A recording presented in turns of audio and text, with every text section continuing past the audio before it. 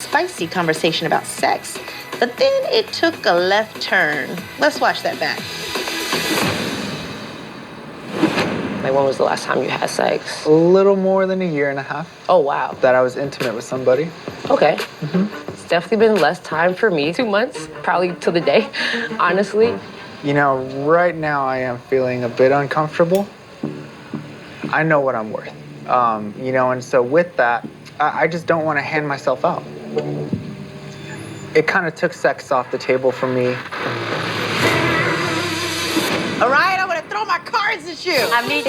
What is the problem, sir? You just like diminished. Sir, okay, wait, time out. I'm sorry, I'm not trying to. Time out. Listen, I need you to help me understand where you're coming from.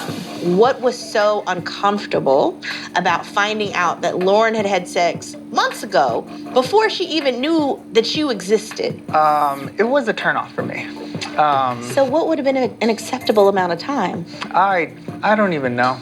I wanted to table sex. I just wanted to just table it. I actually spoke to my sister about this. Okay, what'd your sister say? I want to know what your sister said. Oh, that I slut-shamed my wife. You did? Yep. You did because you said to her, you were like, I don't just hand myself out to anybody like she does. It was a really humbling learning experience. Okay, so what do you think about this, Emma? Well, Lauren and I bonded because her and I had sex at the same time abroad. Same time frame, December. Okay, I was about to. I had a hilarious statement. I'm gonna let that one slide. You're like, yeah, we had sex together. No, You're like, we like our. This is a whole new show.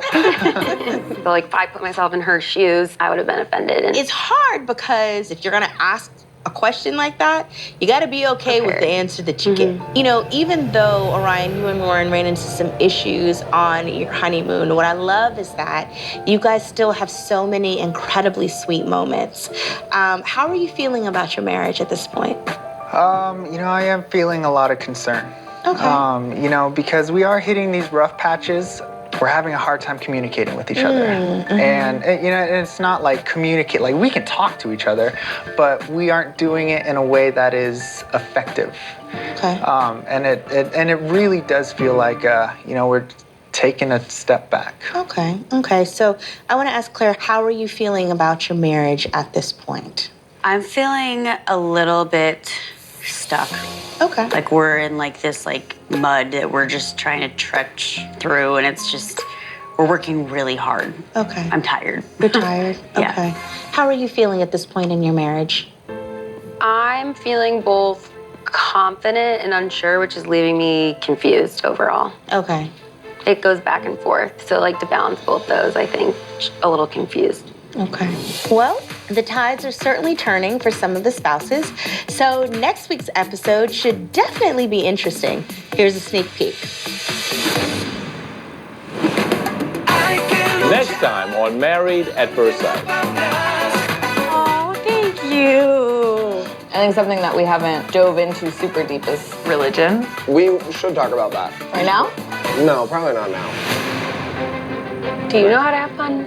Would you like to have fun with I have to go to the hospital in Cancun. Hopefully you didn't leave and go home. I don't know. This is an escape plan. I just had this huge blow up with him in which I was yelling and I asked for a divorce. Do you want a divorce? I have no idea where we go from here. Ooh. Oof. Okay. Wow. Well, next week's episode looks intense. Claire, Orion, and Emily, thank you guys so much for coming, and thank you for joining me on the after party tonight. I hope to see all of you again very, very soon. I'm Keisha Knight-Pulliam, and to everyone at home, this has been the Married at First Sight After Party. We'll see you next time.